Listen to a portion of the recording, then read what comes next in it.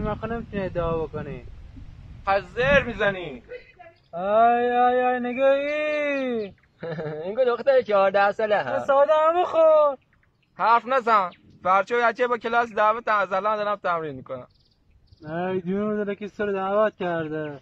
جو هندونه ای بود. دست خور. پوستش هم بنداز جلوی خروتو بخورم.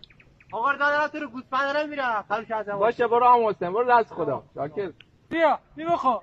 وای حالت خوبه؟ ماشال باشه. این خروت چه میفهمن تو چه داری میگی؟ بده من باید این رو بگی ها.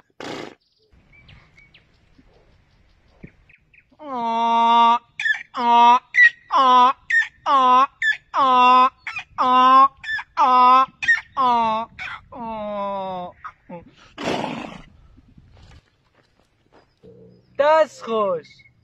خرو همی توسده ای نمیتونست در حالا چه ازش گفتی؟ دوست اگه نهادی پوستو بخوری بدم اینا بخورم.